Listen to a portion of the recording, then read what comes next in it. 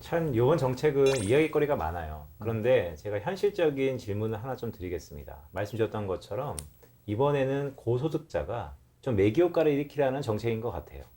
그런데 고소득자가 움직이려면 이건수 의원이 말씀 주셨던 것처럼 그만큼 더 자본이득에 대한 기대가 훨씬 높아야 되는 것이죠. 그런데 지금 녹록치 않잖아요. 그러니까 다들 그나마 좀 싸게 주택을 구입할 수 있는 시장이 어디지? 라고 봤을 때 이게 또 경매 시장이에요. 지금 낙찰가율이 또 변동성이 큰데 네네. 이게 예전에 트라우마가 있잖아요. 낙찰가율 경매 시장에서 뭔가 문제가 있으면 바로 미분양에 또 문제가 있고 그러면 경기 침체의 초입이다. 뭐 이런 트라우마가 있는데 이건 또 어떻게 봐야 될까요? 두 분한테 동시에 좀 질문을 드릴 건데 먼저 이광수 의원 한번 말씀 주시죠. 맞습니다. 경매 시장은 당연히 주택 시장을 어떤 보여주는 중요한 지표이기도 하고요. 근데 경매 시장은 그러니까 한국의 특히 경매 시장은 뭐라 그럴까? 그러니까 규모가 크진 않아서 그 시장의 변동성 때문에 전체 시장을 또 예측하기도 좀 어려운 부분이 있어요. 규모가 적기 때문에. 근데 말씀하신 것처럼 더 중요한 건 미분양입니다. 미분양은 유통시장뿐만 아니라 건설사, 뭐 여러 군데 영향을 미치기 때문에 미분양 추이를 향후로 보셔야 되는데 향후로 미분양 아파트가 크게 증가할 가능성이 되게 높아요. 아, 그래요? 이유는 뭐냐면 지금 분양 시장이 어떤 상황이냐면 분양을 해도 분양받는 사람들이 좀 뭐랄까 이게 잰다고 그럴까? 어쨌든 내가 지금 왜 맞아요. 지금 분양받을 필요가 뭐가 있을까 이런 거죠. 그러니까 과거에는 뭐냐면 뭐 분양하면 막 몇백 대 일 뭐 이랬는데 지금 완전 양상이 달라졌어요. 그 분양 시장을 어떻게 조절하지 못하는 거잖아요. 사람들이 마음이니까. 그래서 분양 시장이 안 좋으면 건설사는 어떻게 해야 됩니까? 분양을 줄여야죠. 시장이 안 좋으니까. 그래서 미분양은 사실 안 늘어날 수 있어요. 그러면. 근데 건설사들이 지금 분양을 줄일 수 있는 상황이 아니에요. 왜냐하면 가격이 오를 때 쉽게 말해서 땅을 사놨어요. 미리 사놨다는 거죠. 그리고 땅을 산다고 약속해놨어요. 그리고 사업을 진행한다고 다 약속해놨어요. 그래서 뭐 대출도 받아놨고 이랬는데 그 대출의 이 금리가 엄청나게 올라가잖아요. 그래서 그렇죠. 분양을 안 하려고 하니까 이자 엄청 내야 돼. 분양하려니까 안 돼. 미분양돼요. 그러면 유미아 선생님 어떻게 하실 겁니까? 너무 사장이신데. 어려워요. 이거 어떻게 해야 돼요? 둘 중에 하나 선택해야 되잖아요. 그래도 일단 해야 되지 않겠을까요? 그렇습니다. 그게 더 기회가 어쨌든 있는 거잖아요. 그쵸. 가만 앉아서 어떻게 당하느니 하느니. 한번 해보고 네. 분양 혹시나 잘 될 수 있으니까. 그래서 하는 거예요. 아, 그게 내년 1분기까지 대가 따져보니까 17만 가구예요. 무조건 해야 되니까. 그러면 쉽게 말해서 여기서 미분양이 20%만 나와도 지금 미분양이 4만 가구거든요, 전국. 거의 뭐 7만 가구, 8만 가구로 증가합니다. 그렇게 되면 유통시장 전체도 누를 거예요. 지금 대구 지역의 미분양률이, 그러니까 분양률이 15%입니다. 지난해 상반기만 해도 80%, 90% 나왔어요. 이렇게 갑자기 냉각되는 거예요. 근데 15% 얘기 드렸지만 100채 분양이 있는데 제가 15명에 들어갔어요? 그럼 계약하시겠어요? 안 하죠. 안 하죠. 그건 그냥 빵이에요. 그래서 사실 미분양 아파트 문제가 좀 커질 수 있다라고 보고 있고 그렇게 되면 또 부동산 시장에 또 다른 악재가 될 수 있는 거죠. 참 미분양 시장은 투자 심리의 끝판왕이네요. 그리고 약간 쏠림도 있고요. 그런데 제가 알기로는 또 최근에 뭐 최부심의 신부름센터, 최상욱의 신부름센터 거기에 미분양 지역에 몇 번 좀 다녀오시지 않았어요? 요즘 그래서 제가 뭐 신종 파괴왕으로 불리고 있는데 갔다 오면 항상 뭐 미분양다고 가격 빠지고 그래가지고 요새 세부심 오지 말라고 아, 그러면 댓글 엄청 달려요.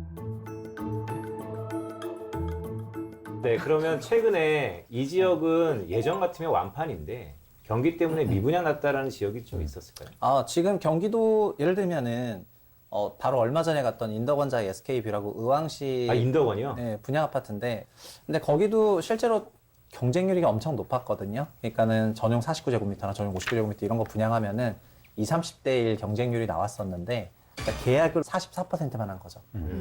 수십 대 1 경쟁률이 나왔는데 계약을 44%만 한 거. 왜냐하면은 주택 가격이 하향 조정폭이 너무 가파르니까 종전에 그 분양 가격이 시세보다 쌌는데 이제 계약하고 입주하고 뭔가 기대 이론을 적용해 보니까 좀 더 빠진다고 생각하면 이제 그 분양가가 비싸지는 거잖아요. 그러니까 이렇게 20, 30대 1 경쟁률 나오던 게 미계약 56% 전환하니까 이게 되게 시사점이 있었던 거예요. 다들 좀 충격을 받고. 아까 이 대구 같은 데는 그냥 미분양이 너무 적체가 되니까 이제 분양에도 미분양 나겠지라고 생각하고 어느 정도 받아들이고 있었는데 수도권에서 GTX 역세권에 그냥 그렇게 분양을 했고 수십 대를 나왔는데 이렇게 나온 거 보니까 앞으로도 분양이 녹록지 않겠다. 그러니까 저도 비슷하게 미분양 굉장히 위험해질 거라고 생각하고 아까 빈센트는 경매를 물어보셨는데 지금 경매도 비슷한데 경매도 예를 들면은 시세 경매가 아니라 공시 가격으로 일단 그러니까 감정을 하니까 기본적으로는 시세보다 낮은 가격으로 이제 시작을 하게 되는데 거기서 이제 더 내려간다는 거는 더 빠진다고 사람들이 생각하는 거고요. 그리고 최근 들어서 잠실에 제가 잠실 엘스도 많이 갔다 왔는데 엘스 사는 사람들한테 항의를 많이 받았습니다. 신종 파견 왜 여기 오지 와요? 말라고요? 네, 오지 말라고. 그렇죠. 항상 오지 말라고. 오지 카톡 말라. 엄청 와요. 오지 사하고 말라. 너 다음에 어디 가니? 우리 단지 오지 마라. 이 카톡 엄청 오는데 근데 거기도 예를 들면은 34평 기준으로 21년 정점 가격이 27억 원이었는데 지금 19억 5천만 원에 7억 5천 빠져서 거래가 되는데 이 19억 5천만 원 가격이 2020년 초 가격이에요. 비포 코로나 가격이고요. 그러니까 코로나 이전으로 돌아갔고 그 잠실권은 다 돌아갔는데 공시 가격이 얼마냐면 그 시세 수준이거든요. 그러니까는 굳이 이제 공시 가격이 꽤 큰 폭으로 조정이 있어야 되겠죠. 내년에는 이제 네. 시세 하락을 반영을 해가지고. 그래서 아까 경매가 왜 낙찰이 안 되냐면은 그 공시 가격이 예를 들면 시세보다 높은 지역들이 있다는 거거든요. 그러니까 경매 시작하는 그 가격 100%가 아니라 이건 이 가격은 아니지 더 낮아져야 돼 이런 생각에 경매 시장도 좀 위축이 되고 있는 거고 전체적으로 가격이 높고 거래가 약하고 구매력이 위축되니까 나온 현상이고요. 지금 만약에 실질로 우리나라의 구매력이 물가 상승 때문에 연에 5%씩 빠지고 있는데 이게 한 4년 간다고 하면은 구매력이 20% 위축되는 거잖아요. 그럼 이 20% 위축된 구매력이 제자리에 돌아오려면은 저희가 성장률이랑 이런 거 생각하면 얼마나 걸리나 되는 거예요. 그 시점이 엄청 결국 결국 이 물가 상승과 실질 구매력 위축이 얼마나 오래 가느냐가 앞으로 그 회복 탄력성을 결정하게 되는 건데 그게 짧아 보이진 않는다는 겁니다. 그 매크로 이코노미스트니까 잘 아시겠지만 지금 최고 레벨에서 그러니까 장기 평균을 한참 상회한 레벨에서 실질 구매력 위축이 이렇게 빨리 와버렸으니까 이거가 정상화돼서 저희가 소득 증가로 커버 치려면은 엄청난 기간이 걸릴 수도 있다 이렇게 생각합니다. 네, 방금 최상우 의원이 얘기했던 것은 참 아카데믹한 얘기인데 중요한 얘기예요. 그러니까 우리가 흔히 주택 가격을 보는 명목 기준, 그러니까 물가 수준을 차지한 이 기준의 갭하고 네. 실제 구매력은 물가를 감안한 실질 개념이니까 이 차이가 지금같이 인플레이션 구간에는 훨씬 더 벌어질 수 있다라는 네. 것이죠. 엄청 빠지는 거죠. 저희 이번에는 역전세 이야기도 좀 해보고 싶은 게 사실은 역전세 이제 역월세라는 이야기까지 저는 이제 나온 걸로 봤는데 네. 심각한 문제인 것 같기도 해요. 이 부분은 좀 어떻게 좀 진단하고 계세요? 통계 지표로만 보면 역전세 문제는 한국에서 크게 문제 될 수 없어요. 이유는 뭐냐면 아파트 기준으로 해서 서울 기준으로 보면 전세가가 매매 가격 대비해서 지금 49% 정도 됩니다. 전국으로는 한 57% 정도 되기 때문에 집값이 뭐 30-40% 떨어지지 않는 한 사실 역전세가 나올 수는 없는 거죠. 그런데 그러니까 한국의 특수한 상황을 좀 이해하셔야 되는데 전세로 집을 사기 때문에 문제가 일어나는 겁니다. 갭 투자. 그렇죠. 근데 네. 갭 투자를 한 채만 하면 전혀 문제가 아니고요. 여러 채를 하기 때문에 문제예요. 그러니까 제가 예를 한번 들어볼게요. 네. 자, 처음에 제가 10억짜리 주택을 갭 투자합니다. 근데 전세가 5억이었어요. 50%니까. 그다음에 내 돈 5억 주고 샀습니다. 그렇죠? 근데 2년 후에 5억 전세가 6억으로 오릅니다. 그렇죠?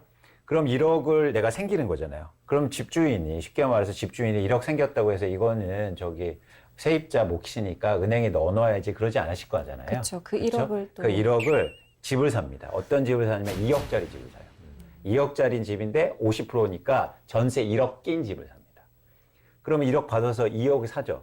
그럼 이 두 번째 집은 전세 매매 비율이 몇 프로입니까? 50% 아닌가요? 100%죠. 이 나머지 돈도 아, 누군가의 1억의 전세자. 네. 아 그렇게 되는군요. 그렇죠. 네네. 이해하셨죠?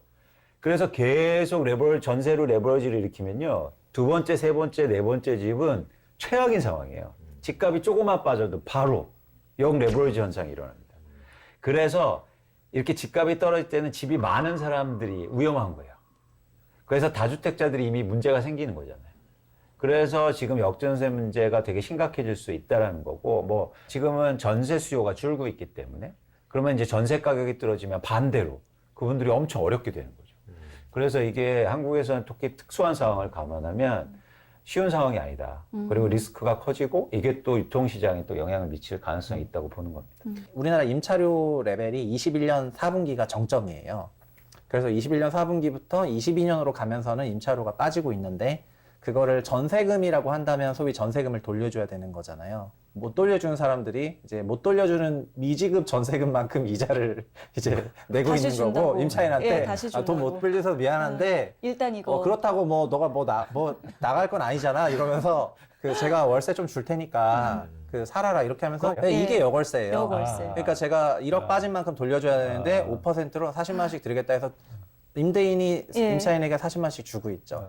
이런 케이스가 되게 많아요. 미지급 잔금에 대한 그 이자 지급이 알게 모르게 많이 있거든요. 그러니까 생각해 보시면 2020년 7월부터 2021년 12월까지 약 1년 반 동안 소위 코로나 제로금리 유동성 폭발기에 임대차법 개정하면서 임차료가 엄청나게 급등했던 기간이고 막 이런 유동성 홍수에 뭐 주택 가격도 사상 최고를 찍었다가 지금 전세 가격이 내려오고 있는 구간이니까 반대로 따진다면은 23년 12월까지는 최소한 역전세 사이클이 일어나는 거죠.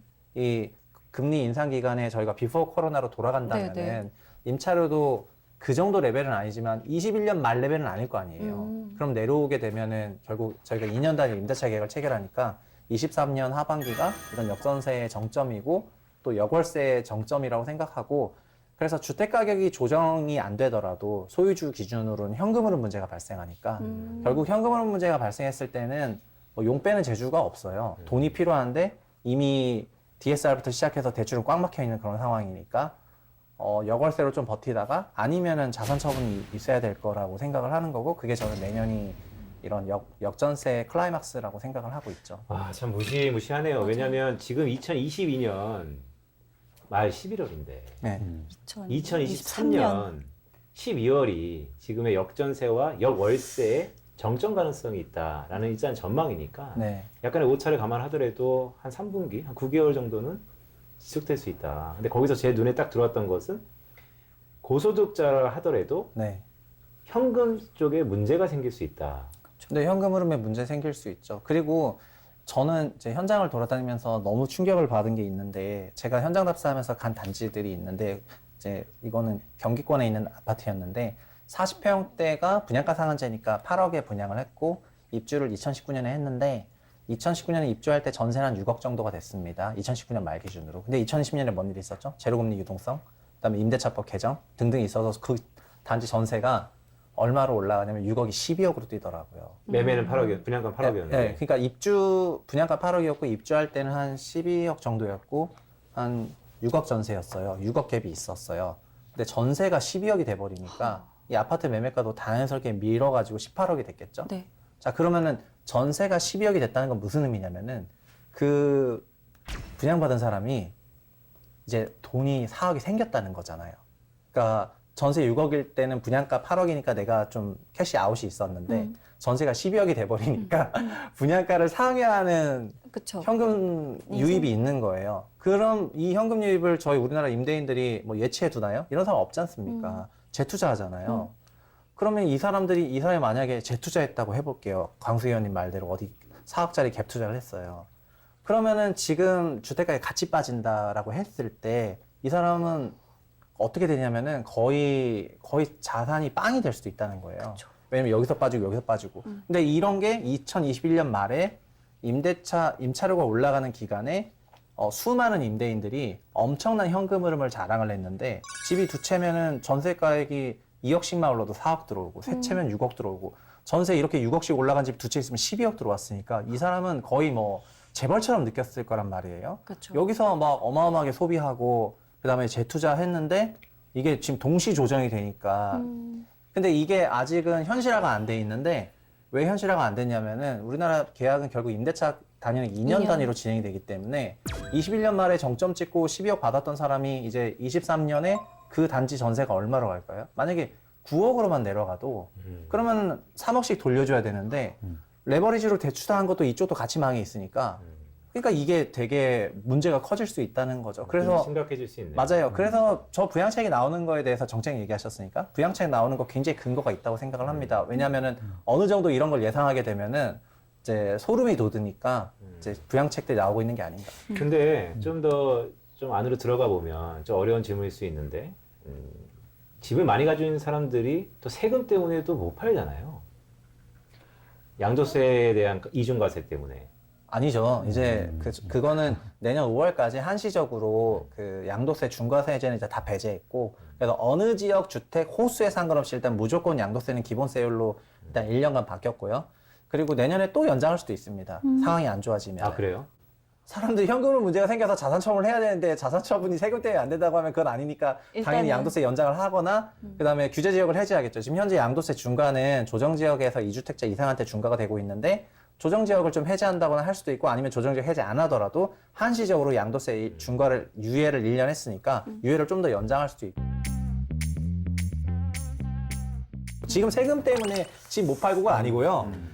팔려는 사람은 21년 레벨에서 팔고 싶은데 살라는 사람은 20년 이전에서 사고 싶으니까 이 미스매치가 너무 커가지고 거래가 안 되는 거죠. 그러면 자산 시장의 예. 변동은 그러니까 빈센트님 여쭤보신 것처럼 사실 버티면 되는데 그렇게 안 돼요. 그러니까 못 버티고 파는 사람들이 시장을 움직여요. 주식시장도 마찬가지잖아요. 빚을 많이 일으켜서 산 사람들이 주가 빠질 때 어쩔 수 없이 반대 매매가 일어나면서 지수가 크게 빠지듯이 부동산 시장도 비슷한 상황. 그런데 이제 센터장님 말씀하신 것처럼 전세 가격이 트리거 역할을 하는 거죠. 그런 측면에서 만약에 저는 되게 끔찍한 결과가 있을 수도 있었다고 생각해요. 왜냐하면 만약 임대차 갱신이 없었다면, 임대차 보호법이 없었다면 이미 상상을 초월했을 거예요. 왜냐하면 더 많은 사람들이 전세 오른 돈으로 또 집을 사고, 근데 전세를 강제적으로 못 올렸잖아요. 그래서 어쩌면 그게 일종의 조금의 방어막은 됐다. 버퍼가 됐죠. 그렇죠, 그렇죠. 근데 그 상황 속에서도 뭐 자기가 들어간다고 해서 임차인 막 내보내고 또 올리고 막 이렇게 해서 돈 받아갖고 그거 말씀을 계속 드리듯이 그거를 가만 놔두지 않았다는 거죠. 그래서 그런 분들이 어쩔 수 없이 팔게 되는 경우가 오고 그러면 이제는 주택 가격의 하락폭이 되게 커지는 거죠. 월세 가격이 계속 오른다고도 하고 있잖아요. 제 주변만 봐도 이제 전세 대출의 이자를 갚느니 월세를 내겠다라고 네. 해서 그렇게 바꾸는 경우가 있는데 문제는 이제 월세 가격은 또 계속 오른단 말이에요. 근데 제가 여기도 느끼는 게 월세가 올라가면 기본적으로 결국 다른 지출을 줄여야 되잖아요. 주거비가 올라가면. 그쵸. 네. 결국 이렇게 월세 지출이 부담스러운 가구는 다른 소비를 줄이게 되거나 극단적인 경우에는 거주지를 옮기게 되거든요. 근데 그냥 정말 학원에서 정답 배우는 것처럼 그 족보 외우듯이 월세 상승, 전세로 전이, 전세가율 상승, 갭 줄어들고 갭 줄어들면 투자 수익 유입 이렇게 막 정답을 외운 것 같은 그런 사람들이 많다는 게 조금 우려스럽죠. 참 그렇죠. 그러니까 부동산이라는 게 복잡계 결정판 아닙니까? 다양한 요인들이 가격을 결정하고 오늘 전반적으로 이렇게 어려운 무거운 얘기를 쭉 했는데 자 결국 그런데 부동산은 또 정책의 영향력이 꽤 큰 것 같아요. 과거 우리가 박근혜 정부 때부터 초이노믹스의 막판 그때가 분수령이었다. 또한 지난 정부에서의 수많은 정책들 그때는 아직 아니었다. 자 이번 정부에서 정책이 다시 한번 나오고 있습니다. 자 이거를 꼭 여쭤보고 싶었어요. 어떤 정책이 나오면 지금의 분수령에 가깝다라고 과거의 선례에서 우리가 파악할 수 있을까요? 굉장히 어려운 질문이신데요. 왜냐하면 한국에 정책이 너무 많아서. 네. 근데 이제 저희가 좀 크게 보면 정책은 아까도 제가 말씀드렸듯이 큰 물줄기를 바꿀 수는 없어요. 대신 뭘 결정하냐면 진폭을 결정합니다. 그러니까 예를 들어서 가격이 떨어질 때 막 그런 부양책이 나오면 좀 떨어지는 걸 방지하죠. 크게 떨어지는 걸. 반대로 막 오르는 상황 속에서 규제책이나 이게 나오면 너무 크게 오르는 걸 방지하는 거죠. 그래서 그런 차원에서 정책이 그런 효과가 있다. 그런데 지금 이제는 저희가 집값 하락을 전망할 때 그럼 어떤 정책이 하락폭을 좀 줄일 수 있느냐라고 본다면 저는 가장 큰 건 다주택자 취득세에 관련된 부분이에요. 그러니까 저는 떨어질 때 그 하락의 폭을 방지하는 게 투자 수요라고 말씀드렸죠.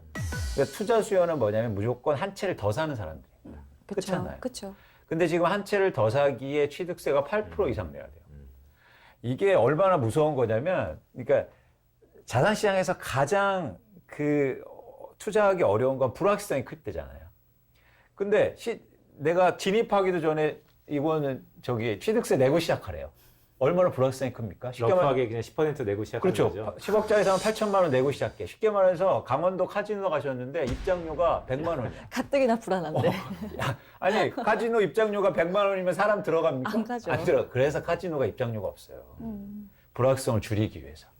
네. 저 카지노 입장료 없는 거 처음 알았어요. 가시면 안 돼요? 그래서 사실은 앞으로 이 진폭을 결정할 때 저는 취득세, 다주택자 취득세가 완화가 이런 것들이 좀 나오고 그렇게 되면 이제 투자 수요가 다시 어느 정도 하락했을 때 붙을 수 있다는 거죠. 저는 이제 지금 윤석열 정부 부동산 정책이 초반에는 박근혜 정부를 닮았다고 생각했는데 지금은 MB 정부를 너무 닮았다고 생각을 하고 있는데요. 그래서 결과적으로 MB 정부는 부동산 시장 부양을 실패를 했거든요. 박근혜 정부는 성공을 했는데 어디서 이런 근본적인 차이가 있냐면은 뭐 거시경제 환경도 있지만 박근혜 정부는 공급을 없앴어요.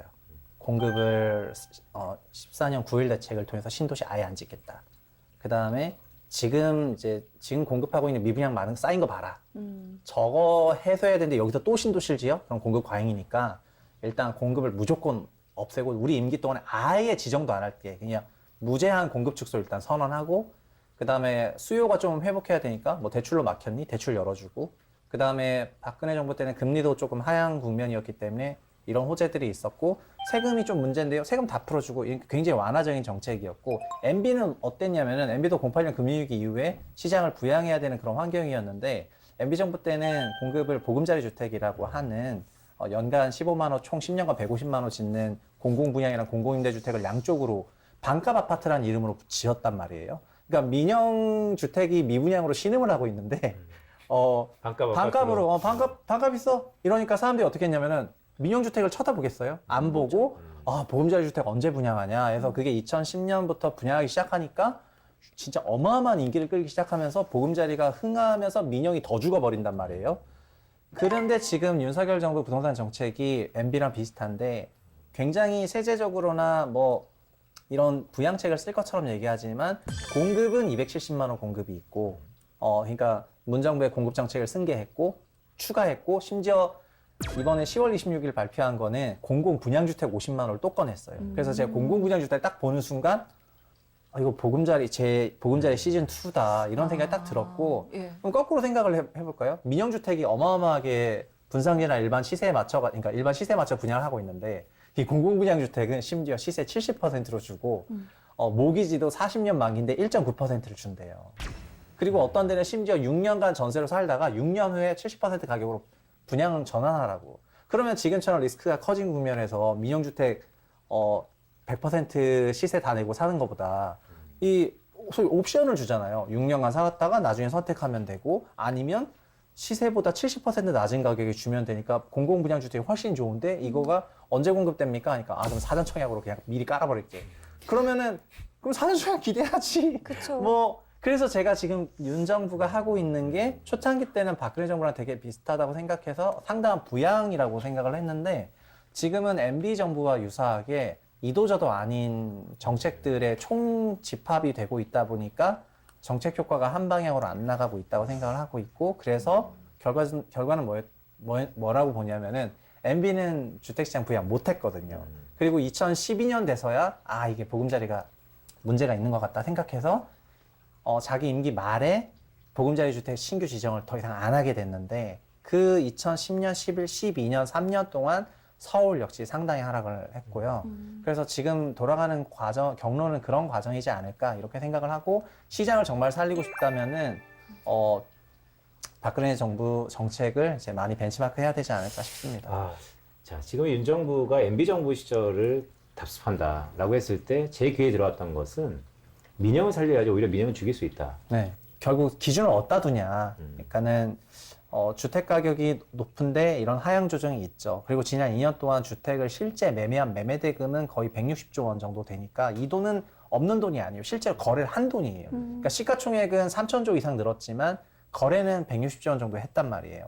근데 이게 2020년 이전으로 돌아가게 되면 누군가는 그 160조 원의 자본과 부채가 사라지게 되니까 이만한 충격이 있는데 이 마켓 무너지면 우리 다 끝장이다. 그러니까 다시 박근혜 정부로 돌아가서 공급 그냥 다 그냥 없애버리자 이렇게 갈지 아니면 저 정도는 그러니까 소위 160조 원 정도 되는 충격이나 이런 거나 건설사 몇 개 무너지는 이런 정도의 충격은 우리가 감내할 수 있고 그러니까 더 중요한 목표는 이제 국민들에게 주거 공급을 꾸준하게 하면서 역할을 다하는 거라고 생각한다면 이제 지금 같은 노선을 가겠죠. 그래서 이런 이지선다 안에서 네. 나오지 않을까 생각합니다. 이런 상황을 바라보는 내 집 마련을 꿈꾸는 분들은 정말 고민이 깊으실 것 같은데 아까 그 얘기 하셨었잖아요. 경매가 지금 내년이면 공시지가가 좀 반영이 되면 그럼 저는 그런 생각을 했어요. 그럼 내 집 마련을 지금 꿈꾸는 사람들 중에 내년이나 내후년을 노리는 분들도 혹시 계시진 않을까라는 생각도 해봤고요.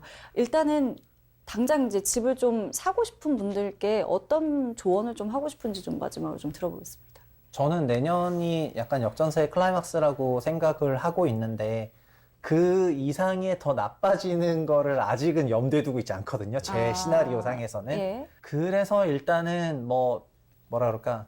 지금 뭘 하시기보다는 내년 하반기도 사실 굉장히 오래 남아서 내년 하반기까지 상황을 보시고 판단을 좀 유보하셔도 괜찮다고 저는 생각을 하고 있습니다. 아니면은 지금 실제 거래가 일어나고 있는 단지들도 그래서 근거가 없진 않은 게 20년 이전 가격에선 거래를 하는 거잖아요. 그래서 그래 이 정도 가격이면은 코로나 이전이니까 그때도 좀 고평가긴 하지만은 그래도 이 정도로 내려왔으면은 나는 이거는 그냥 좀 사볼 만한 것 같다 하고 매수를 하시는 건데 그래서 그런 경우라 하더라도 지금은 그 매수 이후에 현금으로 관리를 해야 되잖아요. 대출을 받아서 그렇죠. 대출금리가 올라가는 거가 어저께 제가 OCIO 포럼에 갔었는데 거기서 너무 저한테 그 제 가슴을 터칭하는 멘트를 어떤 운용기관의 CIO 분이 하셔가지고 제가 그 말씀을 조금 전달해 드리면은 저희가 제로금리로 점점 내려갈 때요. 70년대 이후로 점점 제로금리로 내려가고 있었는데 그 제로금리의 끝이 어디라고 생각을 했죠? 제로라고 생각을 했잖아요.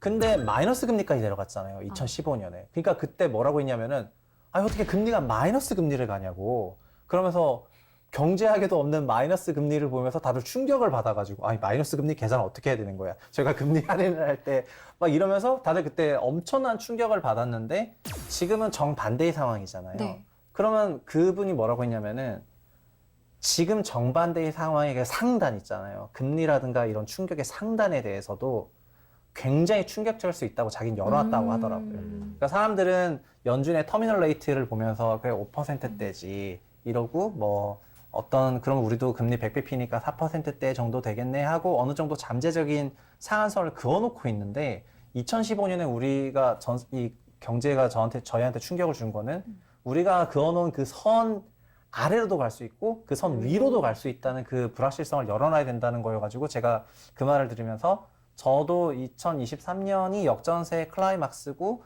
주택가격도 2010년 이전에 그 어느 정도로 조정되는 수준에서 끝날 수도 있겠다가 지금 베이스 시나리오인데 어제 그 말을 듣고 나서는 이게 하방을 완전 열어놔야 되겠다 이렇게 생각을 하고 있거든요. 그러니까 여기서는 매수 추천이라든가 이런 거에 대해서 일단 보류해라 이렇게 얘기하고 하고 싶습니다. 네, 최상욱 의원님의 말씀을 쭉 들어보면 사실 마이너스 금리라는 것은 우리가 경험하지 못한 이례적인 상황이었던 것처럼 지금도 금리 상단을 우리가 조심스럽게 점치고는 있지만 사실 뚜껑이 열릴 수도 있다. 우리가 안 가본 길을 갈 수도 있어서 지금은 좀 조심하자 이런 말씀을 하시는 것 같습니다.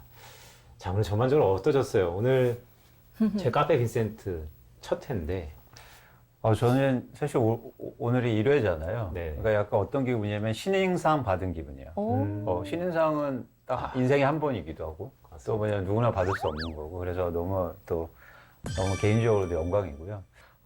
이건 이제 저희 뭐 카페 빈센트에 한 얘기 드리고 이제 특별히 보시는 분들을 위해서 말씀드릴 건 뭐냐면 저도 이제 애널리스트를 15년 하고 건설 회사도 한 6년 이상 다니면서 뭐 부동산도 보고 주식도 보고 이렇게 자산시장에 또 그동안 굉장히 많은 일들이 있었잖아요. 뭐 경험이 중요하다는 말씀을 드리는 게 아니고 세상이 계속 변하더라고요.